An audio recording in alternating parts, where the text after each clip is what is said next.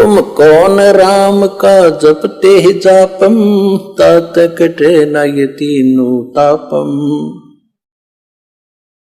हम पौराणिक कथाएं सुना करते थे बचपन से ही, क्योंकि पवित्र हिंदू हिंदू धर्म में जन्म था। हमारे धर्म गुरुओं ने जो भी हमारे अंदर ज्ञान फीड कर रखा था वो बहुत बोलबाला था, जन जन की जुबान पर था। इसी को फिल्माइज भी किया जाता था, इसी के नाटक भी सुनाए जाते थे, रामलीलाएं भी सुनाई जाती थी। क्या था कि एक समय नारद जी कहीं तपस्या साधना करके आए थे और उसको भ्रम हो गया कि मैंने अपनी काम वासना, अपनी विषय वासना पर काबू पा लिया। अब जंगल में बैठा था मूंड मांड मुंडवा के, और वहां घास फूस फल आहार करके शांत भाव से रह रहा था। साधना करके 1 2 4 10 वर्ष अपने पिता ब्रह्मा जी के पास आए नारद जी, और ब्रह्मा जी ने कहा बेटा साधना कर आए। कहा जी, क्योंकि ब्राह्मण थे, ब्राह्मणों का काम में भक्ति करना था और तो काम ही नहीं था। बहुत अच्छा बेटा, खूब सफलता मिल गई होगी। कहा जी सफलता मिल गई, अब मैं विषय वासना के अधीन नहीं रहा, मैं शादी नहीं कराऊंगा, आजीवन ब्रह्मचारी रहूंगा, मेरे ऊपर कोई असर नहीं कर सकती कोई भी विकार।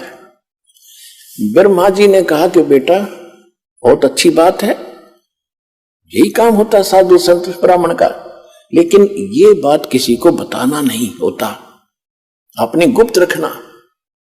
उसने तो बालक की आदत तो है, पिताजी जिस वस्तु ने डांटे उसने जरूर कराया करे, अब मना करे ना उसने जरूर करेगा। विष्णु जी के पास गया, अंकल जी के पास, विष्णु जी से कहा कि भाई, विष्णु जी ने पूछा आ गया बेटा? कहाँ आ गया महाराज? हाँ भगवान साधना करके आया हूं मैं जंगल में। अच्छा भाई बहुत दिन में दिखा, कहाँ गया था जी? जंगल में साधना करके आया हूं मैं। अच्छा भाई, और मैंने अपनी सब इंद्रियों को जीत लिया है। विष्णु जी बोले भाई ठीक है, बहुत अच्छी बात है। अब मेरे कहा कि मेरे ऊपर कोई विषय वासना असर नहीं करेगी। विष्णु जी बोले भाई ठीक है, बहुत अच्छी बात बेटा, भगत का तो काम में ये होता है वासनाओं को काबू करे, भक्ति करो, ठीक। अब ये काल है जालिम, इसने विष्णु जी को प्रेरणा करी कि भाई नारद जी को तो अभिमान हो गया, इसका अभिमान तोड़ना चाहिए। जब विष्णु जी के घर से निकलकर चला, किसी नगरी में जा रहा था, वहां एक माया वही नगरी तैयार कर दी और उस राजा की लड़की का स्वयंवर हो रहा था, और वहां खूब चहल पहल और खूब सजा रखी उस नगरी को। नारद जी ने पूछा भी क्या पर्व है आज? नगर के लोगों ने बताया कि राजा की लड़की का विवाह है, और इतनी सुंदर लड़की है कि शायद पृथ्वी पर नहीं एक परी उतरी है, और दूर दूर के देश के लोग राजा लोग आ रहे हैं। आज स्वयंवर है, वो स्वयंवर बनेगी, अपने वो मनपसंद पति चुनेगी, लाइन में सब बैठ जाएंगे, वो जिसको चुनेगी वो उसके वरमाला डाल देगी, उसका पति होगा। और वहां फिर गाने बजाने, ढोल ढाल बाजे सब सुरीले। ये ब्याह के ढोल ढाल गीत गात बहुत बुरे होते हैं, ना प्रेरणा हो तो बनगी। अब नारद जी ने सोचा कि अभी देख लेते हैं, गृहस्थ जीवन भी देखना चाहिए। पिता ने ब्याह करवा रखा, चाचा ने करवा रखा विष्णु जी ने, और छोटे चाचा शंकर जी करवा रहे, तो ब्याह में कोई ऐसी बुराई तो है नहीं। यूं सोचकर थोड़ी सी दूर बाहर जंगल में बैठकर आधा किलोमीटर जाके और प्रार्थना की भगवान से कि साधना की, मैं आज तक आपसे कुछ नहीं मांगा, आज एक वस्तु मांगना चाहता हूं विष्णु जी से।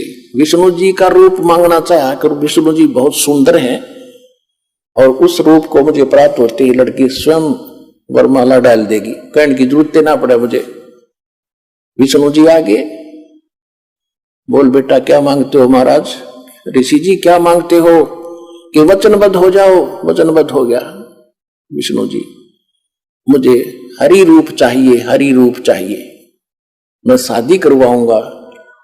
आज मैंने पक्का इरादा कर दिया है। विष्णु जी ने कर दिया तथास्तु। हरि माने बंदर भी होता संस्कृत में, उसका बंदर का मुंह लग गया नारद के। अब नारद जी चला खूब, जो सोचा तू आज बहुत ही हैंडसम है सबसे, और जाकर बैठ गया उस लाइन में जहाँ राजा लोग जवान जवान बच्चे बैठे थे राजाओं के। लड़की वरमाला लेकर आई, उससे बाईपास निकल गई। उसने सोचा इसने ध्यान नहीं पड़ा लड़की का, नहीं तो इसने तो सबसे पहले मुझे ही चुनना था। वहां से उठकर दूसरी पंक्ति में जाकर बैठ गया, नुआ कट गए। वहां और 10 कदम दूर कर निकली, उसकी शकल पे भी डर लग गए। तब साथ बैठे एक राजा ने उसको दर्पण दिखाया कि तेरी शकल तक देख ले, हमने डर लग गया हो रहा, या तो वरेगी कड़ात ने।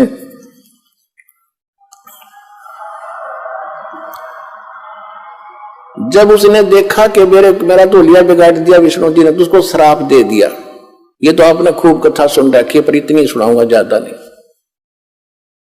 श्राप दे दिया कि एक पूरा जीवन, तू विष्णु जी को श्राप दे दिया कि एक पूरा जीवन जैसे मैं अपने आज पत्नी के वियोग में दुखी हूं, इस तरह तो सारा जीवन इसी वियोग में बिताएगा, और तेरी मदद मेरे कैसे मुंह वाले करेंगे, बंदर ही।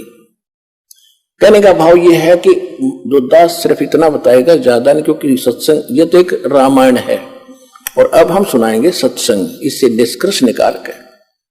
तो आपको मालूम है कि श्री रामचंद्र जी रूप में विष्णु जी का जन्म हुआ, राजा दशरथ से जन्म हुआ, सीता का अपहरण हुआ, और जो भी श्राप था उसने पूरा किया। सारा जीवन दुखी रहा, घर से रावण के साथ युद्ध करके करोड़ों व्यक्ति मरवा के सीता घर लाया, और 6 महीने के 1 साल के बाद उसको बाहर निकाल दिया किसी के कहने मात्र से। आखिरी सांस तक वो अपनी पत्नी का मुंह नहीं देख सका। उसके बाद अंत में मालूम है श्री रामचंद्र जी का सरयू नदी में कैसे अंत हुआ। उसके बाद उसी दौरान उसने बाली मारा था सुग्रीव का भाई, एक वृक्ष की ओट लेकर श्री रामचंद्र जी ने, और उसका भी tit for tat Shri Krishna ji के रूप में देना पड़ा। वो बाली वाली आत्मा तो शिकारी बना, और श्री कृष्ण जी के पैर में तीर मारकर उसका वध किया। ऐसे ही वृक्ष की ओट में धोखे से धोखा लग गया। तो कहने का भाव यह है कि तुम कौन राम का जपते जापम, और ताते कटे ना ये तीनों तापम।